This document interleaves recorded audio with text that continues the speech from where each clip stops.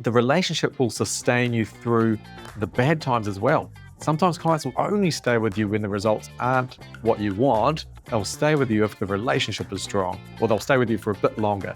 If you don't have a relationship with them that's strong, they'll leave and go elsewhere. They might get terrible results elsewhere, which is what we've seen a number of times, but they felt more cared for and so they moved. Welcome to the Agency Hour podcast, where we help web design and digital agency owners create abundance for themselves, their teams, their families, and their communities. Today, we're joined by one of our clients, Josh Moore from Duo Plus in New Zealand. They're essentially an ad and SEO agency. They've been around for about 11 or 12 years. Josh has been with us for about 3 years now.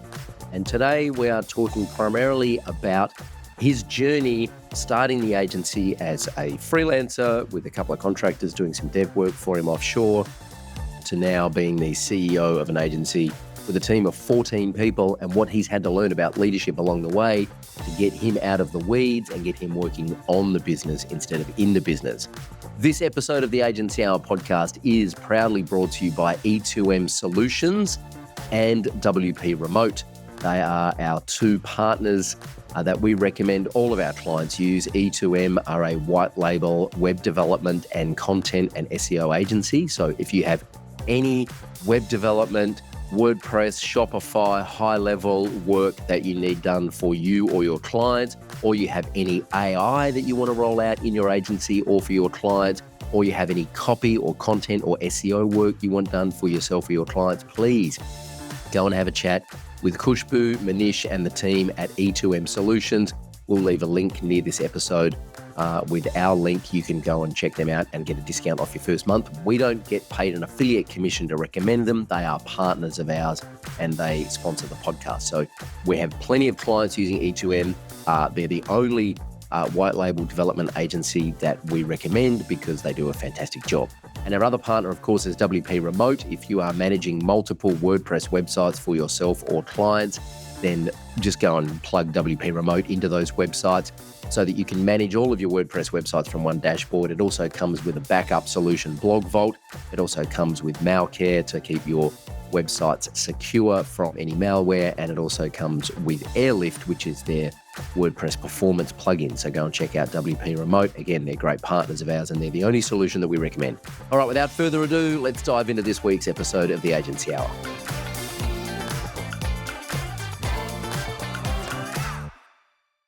Ladies and gentlemen, please welcome to the Agency Hour podcast, Josh Moore from Duo Plus in New Zealand. Hey, Josh, how you doing? I'm doing good, Troy. Thank you so much for joining us here on the Agency Hour podcast. Now, full transparency, you are a client of ours and have been for how long now? Oh, just over 3 years, I think it is. Wow, there we go.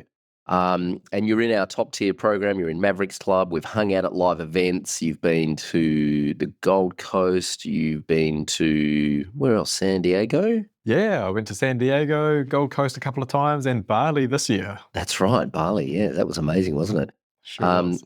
Now, so before we dive into, I just want to give people a bit of context. Where were you when in the agency when you joined us, and what were you looking for? And this is, by the way, just for people listening, this is not going to be an ad for what we do here at Mavericks Club. I just want to give people a bit of context as to why the challenges that Josh had in the agency before you reached out for help. Nice. So I think I had either 6 or 7 staff on the team, and I'd already had business coaching, but I'd been coached by a generalist business coach, and that was fantastic. It was one-on-one. I had meetings with him every week, and then later on we changed it to every fortnight. They were able to drill into a whole lot of the things going on in the business as we grew, and just help me grow as a business owner and learn a lot of things, and also really developing that mindset of what does it take for the business to work without me. And so that was a huge journey. I grew a lot, but really I came to the end of what I felt was the value I was getting from that coaching program. And so I'd finished up with my business coach. I said, hey, I think we did about just under 3 years with him. I said, I love what I got out of it, but I'm really not feeling like I'm getting that value anymore. And so I went looking for something more specialist. And so I knew the value of business coaching, but I wanted something that was a bit more agency specialist because he coached a lot of different companies. And there was just that limitation of applying it to agencies. So that's what I was looking for. When you're one of your Facebook ads popped up on my feed. And I had been to an event years before where you had spoken. And so I All think I right. had occasionally followed WP Elevation here and there. Oh, yeah. But then when your Was that Facebook, the Entourage event in that was Auckland? it. Yeah, Ah, in yes, there Auckland. you go. Wow. Yeah. And so Wow. so I'd followed you a little bit off and on since then, but when the ad popped up on Facebook, it was what I was looking for. It was just like it was agency specific, and there was as I worked through the process, I could see that there was a big list of things that were really agency focused around what could be improved, and that's what I was missing before that. So that's why I jumped on in. Yeah. I think there's a lot of merit in having like the generalist business coach because I think you can learn a lot from what other people are doing in other industries. You can, as much as we are very much 100% focused on helping digital agencies, but I think sometimes even our clients, I would encourage them to look at what other industries are doing because otherwise you can kind of get stuck in a bit of an echo chamber, right? Where it's hard to see yeah, someone from a completely different industry comes in and says, "Well, why the hell are you doing that? Like, we would never do that in our industry, right?" So it's good to get that perspective. I also do think there is some merit in having a community of other agency owners that have very similar problems and very similar challenges. So you're probably the ideal fit for us because you'd already had coaching, so we didn't have to kind of educate you through that process. So that's good. And also, you're already at 6 or 7 staff before you joined us, so you'd solved a lot of problems that people don't. I'm curious when you first started hiring. Did you start as a solopreneur and then hire someone, or did you start the agency with a team? No, I started solo. So I was in corporate marketing roles before that. I was the national marketing manager of a large education firm. And before that, I'd been a national marketing manager of a smaller real estate firm and then other marketing roles. So when I left that job, I wanted to be in business for myself and I just loved everything digital. So in the corporate roles we did all marketing except for really billboards and TV. Yeah, so we did radio, brochures, newspaper advertising was still happening back then, and of course web and Facebook ads were still had the right hand feed. They didn't have any mobile ads back on Oh, Facebook when wow. way back in the day, and so I could see even back then. So Google Ads was going well, but digital advertising was more measurable and more cost effective than anything else out there.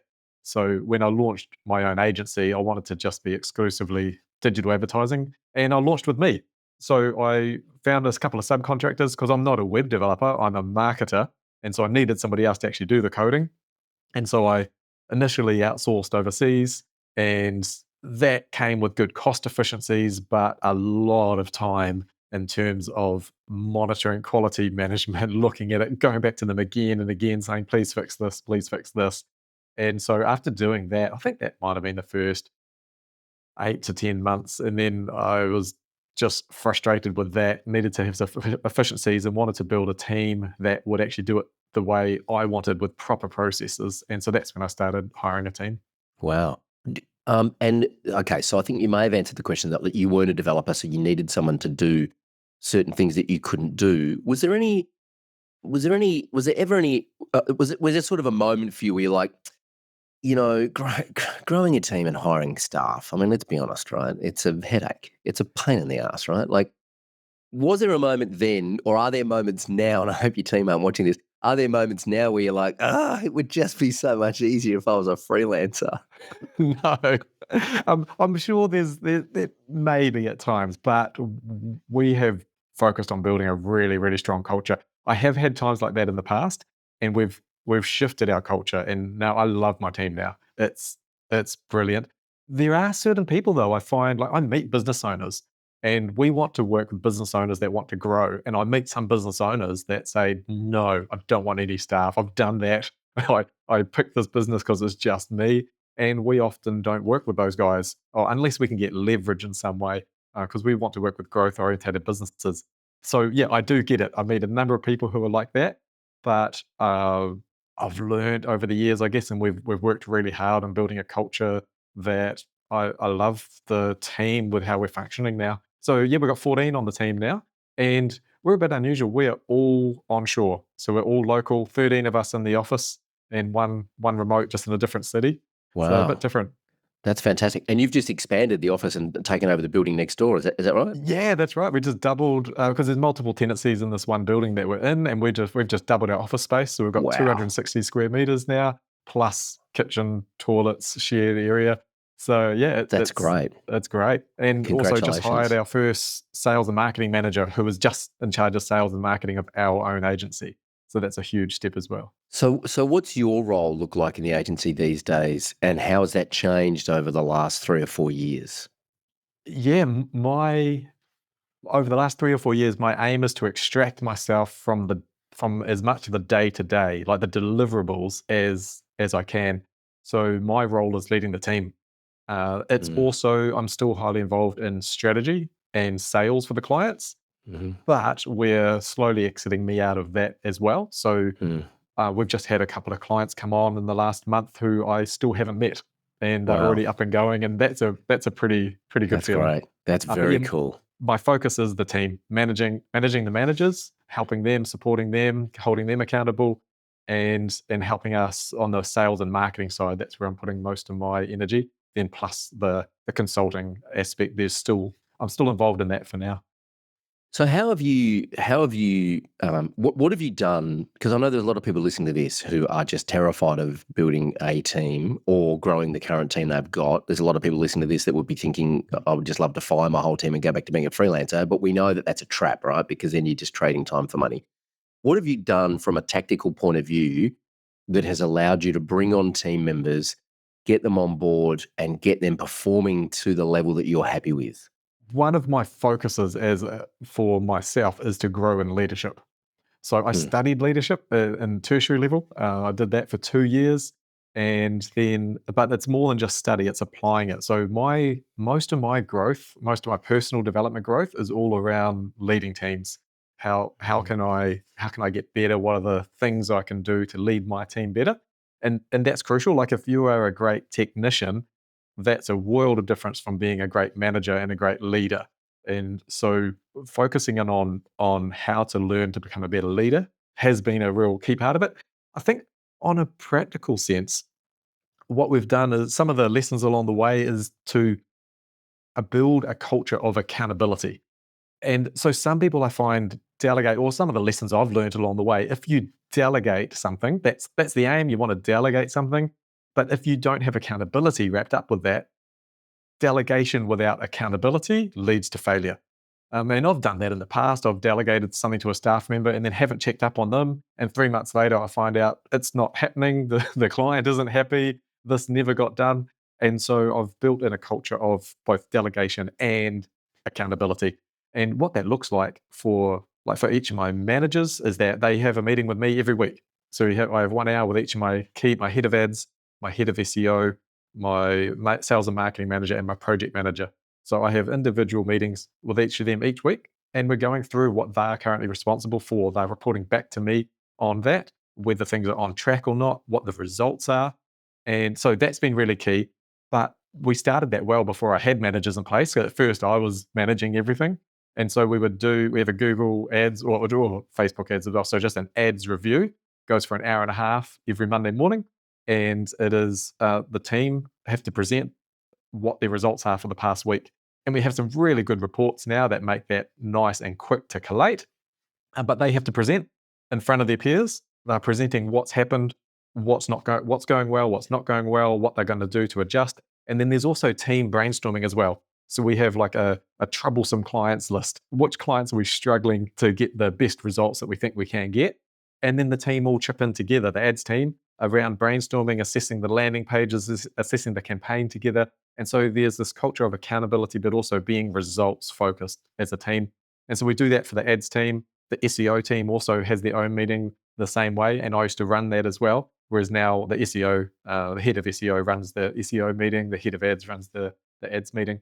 But it's building in that focus on results the whole way through and accountability. If somebody's slacking off, they have to present their numbers that next week for what's happened with their client. And we have all sorts of measurements. It's not just about the leads, but it's about the leads. It's about the percentage of optimization score within Google Ads, for example. That's all checked. The ad scores. There's a whole range of things that are checked within that meeting to make sure that we're giving the best we can for our clients. Do you find that if it was just you, or if it was just like an ad campaign manager checking in with the head of ads versus them presenting in front of their peers, that's like joining book club and then like not reading the book, right? You don't want to turn up to book club and go, well, I haven't read the book. Sorry, guys. I mean, you're wasting everyone's time, right? So that kind of publicly sharing your results, that's radical accountability. Yeah, there's a great leadership saying that I love, which says people respect what you inspect. And so people will respond to basically if well, here's a real practical example. How many agencies struggle to get timesheets done? It's like, oh, they're constantly chasing people to get their timesheets done. Well, something we do in our what we call our hit list, which is basically our stand up in the morning. It's just a 10-minute meeting. We pull up the list of timesheets for the day, the day before. Hey, has everybody done their timesheet for the day before? It takes 30 seconds, and we just name the people that haven't put all their time in for the day. It's like, hey, Andrew, you need to do your time, and hey, John, you need to do your time. Oh, yeah, yeah. And in general, there's this thing of, I need to get my timesheet in before the meeting, which is good. So it takes 30 seconds, but it's just people respect what you inspect. So same when it comes to the ads reports, what we inspect, the data that we're looking at, that's one of the key things that people know. They don't want to be on the list of, like, so our percentage internally for Google Ads, for example, we don't want any campaign to be less than 90% of the optimization score. And that's really annoying because Google are constantly suggesting things to improve, and a lot of their suggestions are rubbish. So you have to either go and dismiss them or apply them. Some of the suggestions are good. But every week in the ads review, we just bring up a filtered list of any campaign that's below 90%. The ads managers, they don't want to be on that list. And so it's just one of those things, just an easy check, but keeps people focused in on results. So this is interesting because the idea of having a team that, when you say, and I'm glad you mentioned that, because it sounds like the idea of having 10 or 12 or 15 staff that have KPIs that I, as their manager, have to go and check in on every week. That sounds like I'm a kindergarten teacher, right? And that sounds like a nightmare. But having a filtered list of campaigns that are below 90%, you go, well, we just save that filter once in Google Ads and we can just pull it up every week. It takes 5 seconds. Here it is. Oh, guess what, Andrew? You got 5 campaigns on the list that are below 90. Are you napping? What's going on, right? So building something there which allows you to get visibility over the team's performance without you chasing people for reports, yeah? Yeah, that's it. One of our other reports that we have, what we affectionately call our over-engineered sheet, which is a Google sheet that we've added on and added on and added on. But we pull data, live data in there from Google Ads, and then I've built a reasonably complex report. But at a glance, we can see every campaign we're running. We can see the conversions and the cost per conversion and the ad spend for last week, the previous week, the previous 6 weeks, the previous 6 months on average, and then a comparison to this time last year. And so we'll see that at a glance per client. It's an automated report, and it means that that's one of the things the team review in the ads review every time when they're presenting the numbers. So our team haven't spent hours chasing numbers. I'm not a fan of that. I'm a big fan of automated reporting, but intelligent conversations around it. That's where I think the human value comes in.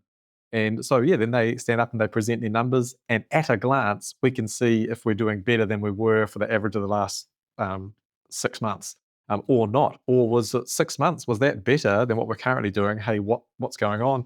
And so that level of reporting at a glance enables us to really hold the team accountable for what we say is getting things done right, or delivering, really being results driven. Mm-hmm. And how do you help your managers, your head of SEO, head of ads, how do you help them become better leaders? Because, ultimately you want to be able to step away, take a vacation, and know that your lieutenants are driving the ship, so to speak, and they're doing it in a way that is congruent with how you would do it if you weren't in the building. So what are you doing in order to sort of impart your leadership training and leadership skills into that layer of management? Yeah, we have, on a training level, I have leadership conferences that I go to that I take them to as well. So they come to those with me. On a weekly level, when I meet with them, we're looking at, hey, how are they doing, and how are they? What are they wanting to take through into their team? What are they wanting to develop in their team? and I have conversations with them because, as you've alluded to, staff, the bigger the staff numbers, the challenges that naturally come with that. And Mm. so we talk about, hey, how do we bring this up with this team member? And rather than me jumping in and rescuing, it's I will guide them through how to do that. I'm a big fan of talking really quickly to issues rather than letting them escalate. And so just addressing things quickly, and I will talk to them, I'll show them how, and then I'll check in with them to make sure that they have actually done that. So yeah, there's lots of things like that that I'm still growing as a leader too, but I want to impart what I have learned into them so that they can that they can grow into that. And I guess the other thing is that I back them even if they do it a little bit different than what I do, or if they made a mistake, they know that's okay. We're not precious about being perfect. I would rather that they take action and give it their best go rather than feeling like they have to check in with me on every little thing. So empowering them to make those decisions. Yeah, 100%. Otherwise, you become the conduit through which every decision needs to be made, and then you're the bottleneck, right? Yeah, and it's a really interesting thing. When I said about my growing in my own leadership, I was listening to about delegation and delegating the authority to make decisions. And so I remember with my former head of ads when we were just growing him into that, and there was something, I think it might have just been a landing page thing or something to do with a campaign, and it was one of those decisions that I'm like, oh, we could do either way on this one. And so I was just giving myself some practice. And I was like, well, what do you think? You make the decision. And then he said what he thought, and I was like, "Nah, I don't like that." I'm like, "Nah, I think we do the other way." And then I kicked myself straight afterwards. I'm like, I just shot myself in the foot. I was trying to let him make a decision, and he didn't make the decision I wanted. So then I Hmm. corrected it, Hmm. and that's just part of growing as a leader, I guess. Whereas now I make sure if I'm like, "Hey, well, why don't you make the decision?" Then I have to back whatever they just decided. And so that's a growing thing for me, especially because I mean, I'm a bit of a perfectionist. I love getting things done right. And so letting someone make a decision that is different than what you would have made, that's a challenge, but it's really important as a leader because, as you say, Absolutely. otherwise everything keeps coming back to me making the decisions. That's right. You have to let them make decisions. Sometimes their decisions will be better than the decisions that you make. Sometimes they will make a decision that's not the best decision in the moment, but they'll learn. They'll get feedback from the marketplace, from the client, the campaign, other staff, whatever, and they'll not fail, but they'll learn and they'll make a different decision next time. But you need to let them make those decisions. It's kind of like parenting, right? You need to let your kids fall over. That's how they learn. Oh, that hurts. I'm not going to do that again. Um, Two books I want to mention here. I don't know whether you've read them, but there are two books that I think are absolutely required reading when it comes to leadership. One is Good Authority by Jonathan Raymond. I think it's the book on leadership. And the other one, particularly around team, is Help Them Grow or Watch Them Go. And I cannot remember the name of that author, but we will put a link, someone will put a link in the show notes to those books because I think they're required reading when it comes to leadership. The other one I think is worth mentioning is Radical Candor by, again, the name of the author escapes me, but she worked at Google, I think, at one point under Sheryl Sandberg. And yeah, fabulous books on Radical Candor is really all about how to have really straight up conversations with team members and not beat around the bush and just be, radically transparent and honest. Good Authority is just the blueprint on leadership. It's a fantastic book. Jonathan Raymer, definitely worth checking out. Couple of things I want to mention. What's been the biggest shift over the last couple of years that you've seen in the agency space as you've grown your team, as you've kind of elevated to a different role in the business? What are you seeing happening because now hopefully you're kind of hovering at a higher level where you can see what's happening rather than being stuck in the trenches so much. What are you seeing happening that we need to be aware of as agency owners? I think the huge obvious one is AI, which has affected so many things. For agency owners, I think our challenge is to not spend too much time getting sucked into chasing every little thing. So to still choose to focus on what you're really good at, and yet at the same time, don't get left behind. I think it's this challenge. I've seen some people chase after everything and they just seem to change their focus or their mind every month or every couple of months. They're trying to do something else. And I think if you do that, you really lose the core of why your customers are coming to you and the referrals that you're getting. So that's one risk. But then on the other side, if you don't embrace it, then you're ending up doing things far slower than what other agencies are doing. And then you end up, if you're still charging the same or wanting to increase your prices, but you're delivering less than what the guys down the road are because they've really enhanced a lot of things and the speed of things with AI. I think that's a real challenge. And so it's this development of working that old adage of working in your business versus working on your business. And I think a lot of the systems and the changes and that having that dedicated time to work on your business to improve and to embrace these things, it's a consistent challenge. But in the world of AI, it just feels like things are running so much faster than they ever were before. I'm not sure it's a good thing. I mean, I think there's a desire amongst a certain group of, maybe I'm just old, but I think there is a desire amongst a certain cohort of entrepreneurs that we just want to slow down. There's this great story about Ariana Huffington. She will only take a meeting if you are prepared to go for a walk with her. She will not sit down in her office or a boardroom and have a meeting. She won't have a meeting with Ariana Huffington to go for a walk, right? Wow. And yeah, and I think so. There's a couple of things here. I think what I'm observing is that AI is allowing us to move faster, but I think any time that is freed up, I'm seeing a lot of people just use that free time to go down more AI rabbit holes and explore what they can. It's like, what's It the sounds point? like a confession, Troy. Right. Oh, no. I've got quite a bit of spare time in my hands these days. I have lots of guitars that need playing, Josh. So, but I do see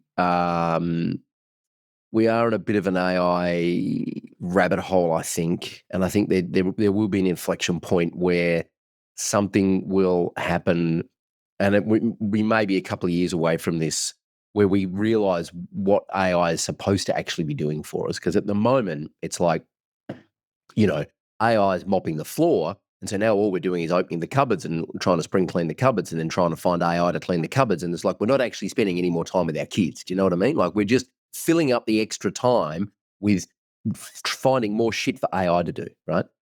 I think the opportunity, and I see a lot of agency owners who are using AI dropping their price to try and be competitive because now we're using AI. I think that's a mistake. It's a race to the bottom. I think the opportunity is to use AI to add more value for your current price point. So, hey, did you know we can also now do this for you because we're using AI to speed up processes? But I think the real opportunity is to use AI to add more value and increase your pricing, right? Using AI to augment your team so that your team can identify what needs to happen for your client next, become more valuable, and build that kind of brick wall around the relationship with the client, and eventually become a premium partner, because your clients don't have time. I think the big myth is that agencies think that they're going to be put out of a job because the client's going to figure out how to use AI, right, to replace us. So, well, sure, Google ads are going to roll out AI, and Facebook ads have said by the end of 2026 you'll be able to use AI to run all your ad campaigns. But your clients still haven't got time to figure that out, right? They're still going to need you to figure it out. So how are you using AI? You don't have to give away a secret sauce, but how are you using AI in the agency, and where are you deciding not to use it? We are using AI heavily in SEO content generation. So we've been using it since before it was ChatGPT, when it was just the OpenAI playgrounds, and that was mind blowing. But yeah, so we're using a lot in that space, and that certainly helped us increase the amount of content, but then also needing to make sure everything is human read as well and edited. We don't just trust the bot to do its thing. But that's certainly increased volume there.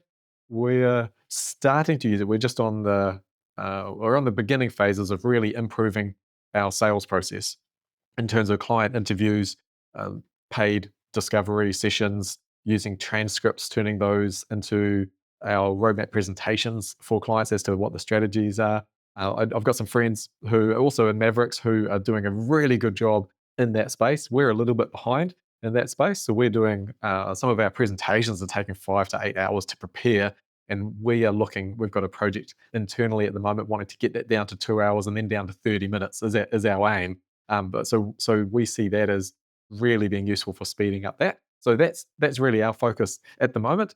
There's a whole lot of, and we're also using it in regards to processing things like social media comments. So for some of our clients, we've got high level connected in to their social media. We're pulling in the comments, processing it with AI, either posting back a comment automatically or using AI to assess it and then alert our client when they need to personally respond. So we have built Wow. some automation around that as well. Very interesting. Um, I know this is a tricky question, but I'm going to ask it again. Where are you choosing not to use AI and why? By the way, I haven't prepped Josh for this, and this is a tricky question. It is an interesting But I'm question. just curious. Like, if I said, "Hey, you could use AI to do this," what would this need to be for you to go? No, we're not going to use AI to do that. I think I've seen some demos at the moment of like outbound AI calling. I think it's just so phone calls. I just don't think it's there yet. I think the customer experience is still really important. Um, I don't think people like interacting with AI yet. It's not quite fluent enough yet. I mean, So it that's kind an of feels area. like interactive voice menus, doesn't it? It's like, hey, welcome to the National Bank, and you feel like you're talking to a person. Like, I press one for this. Like, oh, fuck, here we go.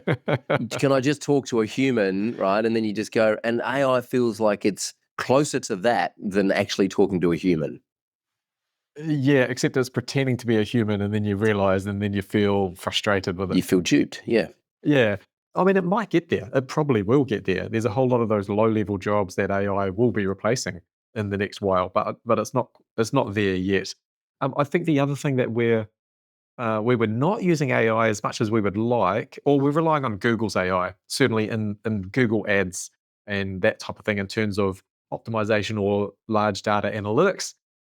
It's not that I'm choosing not to do it. We just haven't prioritized that yet in order to really dive in and find ways of optimizing with AI. So, yeah. You know, there's a book, Zen and the Art of Motorcycle Maintenance, which I read a long time ago and didn't really understand because I was young. I'd like to read it again now. Actually, I think it would make a lot more sense. But he talks about um, the he talks about creating something with love, right? Creating something, taking the time to put energy and craft and care and love into a thing.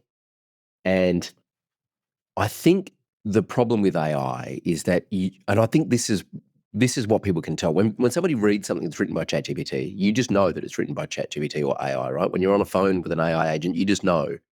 And I think that's what it is. I think it's the care, the listening, the empathy, which they're all manifestations of love, right? It's that's missing. And so if you read an article that's written by AI, you just know that I'm quite opinionated when I communicate. And I can be very sarcastic and I can be, very opinionated and I can play sort of multiple characters and I can do the grumpy old agency coach who's been around too long. And, I can't get AI to be as opinionated as me. I can't get AI to I've tried. I cannot get it to it just plays it safe all the time, right? And I know that I can be grumpy with someone or I can dish out tough love, but it's still coming from a place of genuinely caring about them, right? I think AI is going to struggle to do that because it's subtext, right? And I think I'm not sure that AI is ever going to get there. Well, if I think of Mavericks, for example, coaching, like why do I pay to be a part of Mavericks? The content's great, but the community is strong. And for me personally, the coaching structure where I am held accountable in Mm, order to hit my goals, that's what I get huge value out of. If mhm. I was just turning up to an AI avatar to have my accountability session, it wouldn't mean anything. The fact that it's someone on the other end is a real person, that is a world of difference. This is interesting. I had a therapy session this morning with my psychologist, and we were talking a little bit about this, about embarrassment. And, I feel like if you went to book club but book club was just on Zoom and there was 5 AI avatars and well, I haven't read the book. What are you going to do, robot? Who cares? You know what I mean? There's no Whereas disconnect in there's relationship. correct. Whereas if you turn up and you meet with me or Jane or Emmy or whoever you're meeting with every couple of weeks and you haven't done your homework, you're a bit embarrassed, aren't you? You feel like you've let them down, right? That's Well, it. you don't feel like you're letting a robot down because the robot doesn't have feelings. So we can't offend the robot. I've tried to offend AI. I mean, I tried to offend Siri and she just says, I can't help you with that. And then she goes away, right? So I feel like that it's that layer of emotion that's intangible that AI is never going to replace. And I actually think if you were to ask me what's the one thing that we would not let AI do in this business, it would be have one-on-one time with clients. I'm building some AI. I'm building a lot of AI infrastructure at the moment. I think I spoke about this on the call the other day. Building a lot of AI infrastructure at the moment, which will allow Jane and Emmy and Yasi and whoever's in client success to get answers quickly based on what I would say if I was in that situation. Hey, if Josh asked me this question, here's how I would answer it. And that's training the brain on my IP and building a chatbot so that they've got instant access to it. But I won't replace those human interactions with I might deploy an AI bot that you can get an answer from in between your sessions with your client success manager, right? But I'm not going to replace one-on-one client success management calls with AI. Nice. If that takes me back to pre-AI days, but with automatic reporting. So I'm a big fan of automatic reporting, but I got a call from a client one day and said, "Hey, Josh, we're moving." And I was surprised because we were getting them great results. Website was ranking well, ads were rolling in good, so the leads were coming in. It was working. And I said, "Oh, really?" He says, "Josh, you haven't spoken to me in 6 months." And I was like, "Yeah, you know what? You're right." This is back when I had a team of, I think I had 4 on the team. And he says, "I'm not feeling the love." And the results were fine, but the connection was lost. And so since then, we built in one of our core values is cultivating relationships, which is with our internal team, with our team, and with our clients. And that is a crucial value of ours because I learnt the painful lesson of thinking automated reports with good results are not enough to help a client feel loved. And so now we add AI onto this was even before AI, but we add AI onto that. It's that connection again. It's that sense of feeling cared for. And I think it's that personal connection with, so account managers and agency owners connecting with your clients. That's what will sustain it through. And the lessons I've learned over the years is that the relationship will sustain you through the bad times as well. Sometimes clients will they'll only stay with you when the results aren't what you want. You're thinking we're not quite hitting the mark. They'll stay with you if the relationship is strong, or they'll stay with you for a bit longer. Whereas the results can be great. If you don't have a relationship with them that's strong, they'll leave and go elsewhere. They might get terrible results elsewhere, which is what we've seen a number of times, but they felt more cared for, and so they moved. Correct. In fact, I've heard this in a service-based business. I've heard this so many times that the key to retaining an alliteration for you, right? It's all about the R's. The 3 R's. If you want to retain clients, it's about getting them results and building the relationship. Right? Results plus relationship equals retention. You can have that one. Thanks. Now, so interestingly, I think this is where AI really helps augment the human effort and contribution, right? I'm having a conversation with agency analytics at the moment. We're going to partner on some stuff, which I'm very excited about. I started using agency analytics when they were a product called My SEO Tool, right? That's what they were called when they first launched. And the whole proposition was, it was very simple. You would plug in your Google Analytics, you'd plug in some social media accounts, and they would build a report for you. It was white labeled. You could put your own logo on it, and it would order. And the killer feature for me was it would automatically send a PDF report to your clients whenever you wanted to. I set it to go out every Monday morning, Melbourne time at 9 o'clock, an automated report from their Google Analytics, show them the increase in rankings and traffic, right? For particular keywords, and it was branded up and it was great. And it was a email I wrote once said, "Hey Josh, hey, insert first name, merge field. Here's your blah blah blah analytics report. Here are my details." Now the reason I did it was just to stay top of mind with the clients every week. The problem was, and so it actually helped me. I built my first 10 grand in recurring revenue. I had a team in India who were doing all of my SEO work. They were educating me about SEO. I had agency analytics doing the reports. I was charging clients $1,000 a month for SEO. I got 10 clients. I got my first 10 grand a month in recurring revenue. I was like, happy days. I've made it, right? The problem I realized is sending someone an automated report every week, showing them that we were getting them results. They eventually, what happened is people started calling me going, well, if I'm getting these results, why have I not got more money in the bank? Why have I not got more clients? Where are the inquiries, right? And so what I learned is, one, they can't really understand the report that you're sending them, right? If they did, they wouldn't need you. If they knew how to read a Google Analytics report, they wouldn't be hiring an agency to do it for them. So what I started doing is I started calling my clients. I'd send the report on a Monday. I'd call every client on Wednesday. I'd say, hey, did you get the report on Monday? I just want to walk you through, Now, what I'm excited about, and this isn't a plug for agency analytics, but what I'm excited about is they're rolling out a whole bunch of AI. I think I can mention this. I'm not sure. They're rolling out a whole bunch of AI, which will basically do the analysis for you. So the opportunity now is that you'll be able to pick up the phone and call a client, have your regular check-in with the client, and 5 minutes before that call, in fact, in 60 seconds before that call, you can read a sheet that will skill you up on that client's business, their results, the opportunities, where things aren't working, what they should do next. You'll be able to get an update on that client within a couple of minutes, call the client, have a very meaningful conversation with them, upsell them more of your services, right?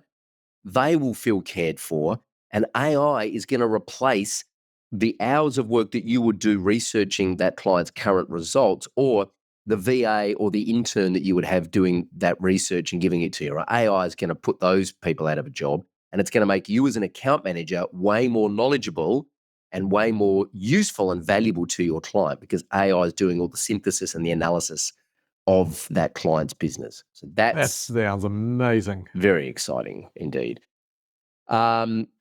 Hey, this has been awesome. Well, I could, keep going for days here, but respectful of everyone's time and your time, you've been super generous with us here on the agency.